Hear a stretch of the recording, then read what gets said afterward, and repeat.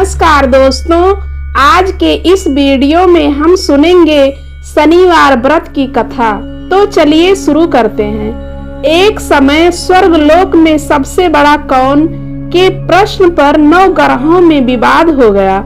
विवाद इतना बढ़ा कि परस्पर भयंकर युद्ध की स्थिति बन गई।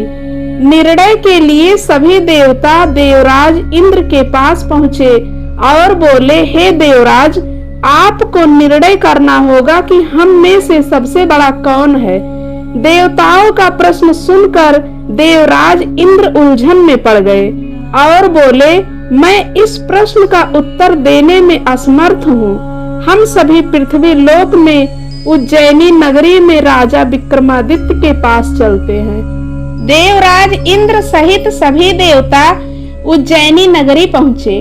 महल में पहुंचकर जब देवताओं ने उनसे अपना प्रश्न पूछा तो राजा विक्रमादित्य भी कुछ देर के लिए परेशान हो उठे, क्योंकि सभी देवता अपनी अपनी शक्तियों के कारण महान थे। किसी को भी छोटा या बड़ा कह देने से उनके क्रोध के प्रकोप से भयंकर हानि पहुंच सकती थी। अचानक राजा विक्रमादित्य को एक उपाय सूझा और उन्होंने विभिन्न धातुओं स्वर्ण, रजत, कांसा, सीसा, रांगा, जस्ता, अभ्रक व लोहे के 9 आसन बनवाए। धातुओं के गुणों के अनुसार सभी आसनों को एक दूसरे के पीछे रखवा कर उन्होंने देवताओं को अपने अपने सिंहासन पर बैठने को कहा।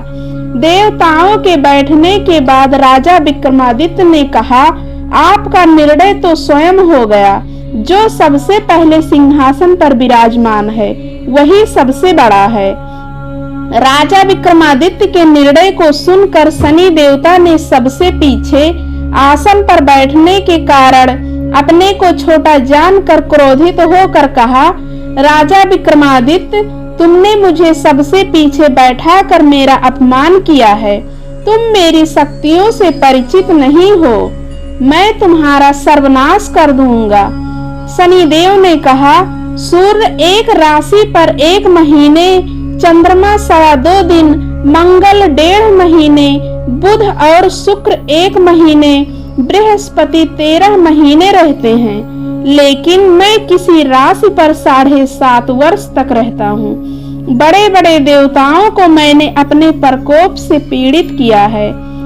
राम को 7.5 के कारण ही वन में जाकर रहना पड़ा और रावण को 7.5 के कारण ही युद्ध में मृत्यु का शिकार बनना पड़ा।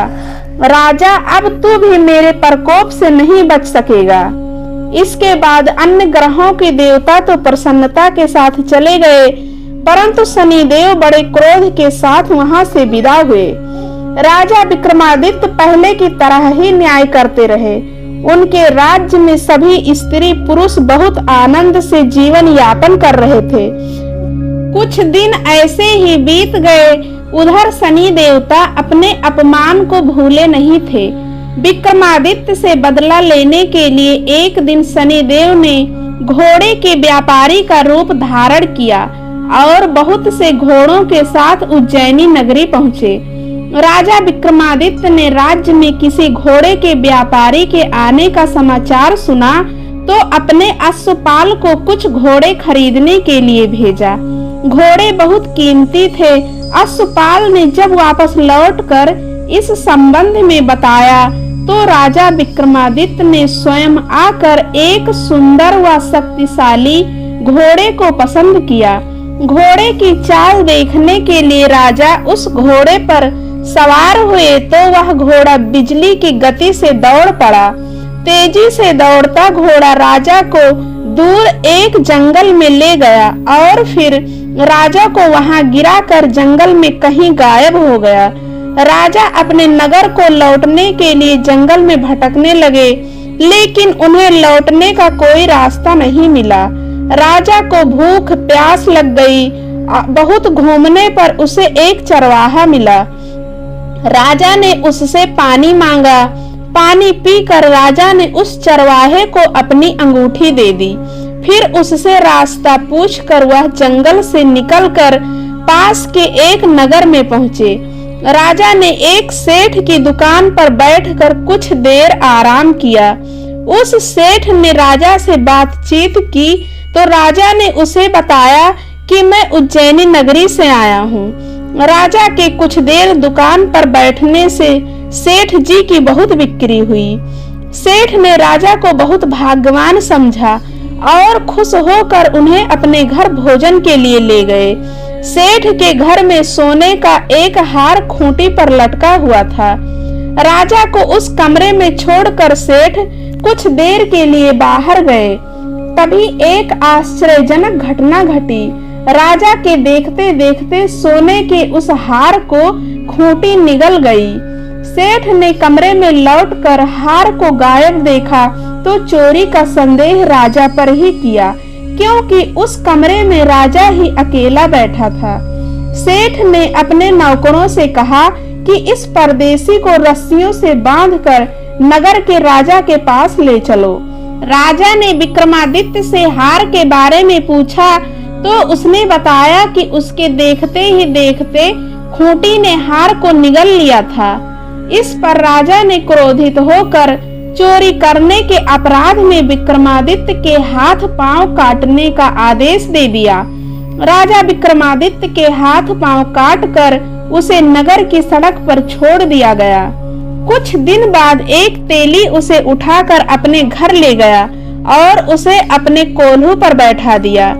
राजा आवाज देकर बैलों को हाँकता रहता। इस तरह तेली का बैल चलता रहा और राजा को भोजन मिलता रहा। शनि के प्रकोप की 7.5 पूरी होने पर वर्षा ऋतु प्रारंभ हुई। राजा विक्रमादित्य एक रात मेघ मल्हार गा रहा था कि तभी नगर के राजा की लड़की राजकुमारी मोहिनी रथ पर सवार होकर उस तेली के घर के पास से गुजरी।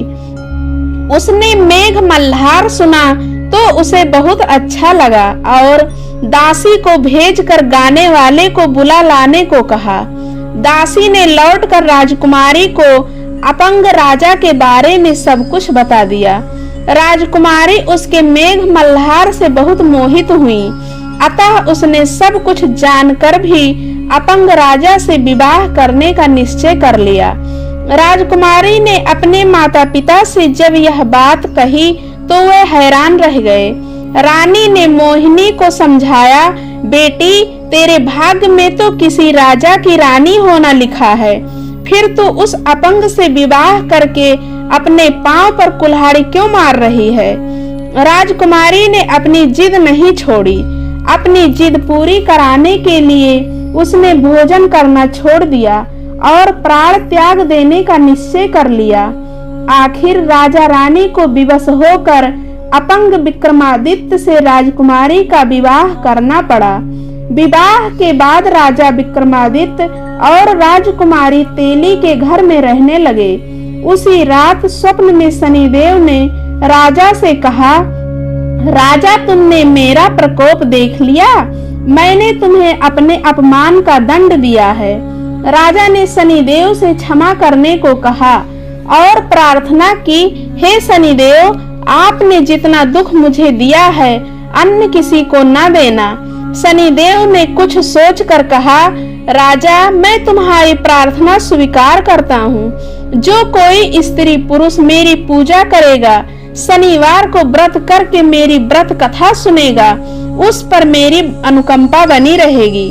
प्रातः काल राजा विक्रमादित्य की नींद खुली तो अपने हाथ पांव देखकर राजा को बहुत खुशी हुई। उसने मन ही मन शनिदेव को प्रणाम किया। राजकुमारी भी राजा के हाथ पांव सही सलामत देखकर आश्चर्य में डूब गई। तब राजा विक्रमादित्य ने अपना परिचय देते हुए शनिदेव के प्रकोप की सारी कहानी सुनाई। सेठ जी को जब इस बात का पता चला तो दौड़ता हुआ तेली के घर पहुंचा और राजा के चरणों में गिरकर क्षमा मांगने लगा। राजा ने उसे क्षमा कर दिया, क्योंकि यह सब तो शनिदेव के प्रकोप के कारण हुआ था। सेठ राजा को अपने घर ले गया और उसे भोजन कराया। भोजन करते समय वहां एक आश्चर्यजनक घटना घटी।